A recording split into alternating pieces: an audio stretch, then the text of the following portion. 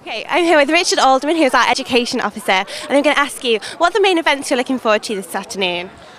Today is a mixture of policy discussion for welfare and for the higher education and further education zones, and some hustings and debates because all the elections are happening tomorrow. So a very exciting first day conference, and we're here till 10:30 tonight, so a long day. And who are you rooting for as president? I'm backing Tony Pearce. It's a very interesting election this year. We're either going to have a female president, which it hasn't been for a little while, or potentially, you've got a Tory candidate, a candidate who's come from an activist liberation background, and one from further education. I'm backing Tony. She's a current vice president of further education. Even though obviously I'm from Sheffield University, a higher education union, I think it's really important that we support kind of grassroots kind of entry into education, and that's why I'm backing Tony. Other than the things that you've already mentioned, what in terms of education are the important policies that are going on tonight? Well, we've submitted one motion. It's looking at potential changes to degree classifications. There might be in the long term getting rid of the 2-1 and the 2-2 and how that might impact on the student experience. Other interesting debates around retention, a lot of welfare today as well, and a discussion of whether we should have another national demo. Obviously the one in November was a bit contentious, I suppose, in the student movement, so whether it's the right tactic for the student movement to continue using.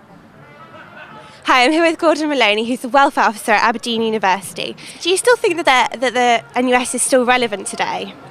Yeah, absolutely. Where I'm based in Scotland, there's a lot of opportunities for students and young people and graduates to be on the agenda, and I think we have a government right now that's kind of identified who their demographic is and who their voters are, and it's just not young people. And I think part of that is like young people aren't voting, they're not engaging in political structures, and it's really easy to understand why. But NUS has a massive role to play in bringing people back in and re-engaging. What are the main problems for young people today? I think the three things would be kind of education, and that's funding. It's also support, and a big discussion we're having in Scotland that I think needs to happen more here is around access, like who's getting into university and who's getting through college and stuff.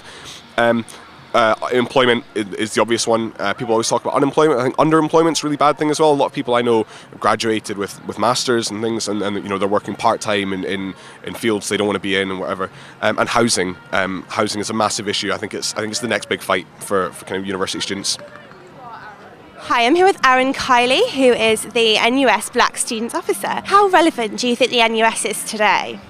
So I think that NUS is an incredible organisation. I mean, it represents 7 million people. I represent 1 million black students who are studying in HE and FE.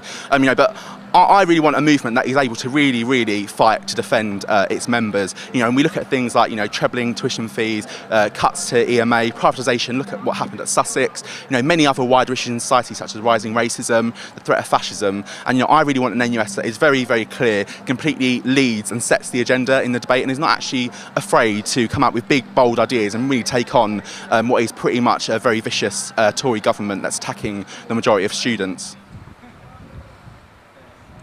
I'm here with Jen Isaacson, who's editor of the London Student. What are the main events or policies that you're looking forward to seeing today? So one of the biggest things for me is the Bring Back EMA motion. The NUS in the past has been criticised for not campaigning enough for things like free education, against top-up fees, and when EMA was threatened, we saw a huge movement erupt that was mainly about FE students coming onto the streets, and HE ones also about rising top-up fees. But I think that the NUS has backtracked a little bit on that, and so if we manage to have a kind of huge Bring Back EMA campaign, it might mean that actually that happens.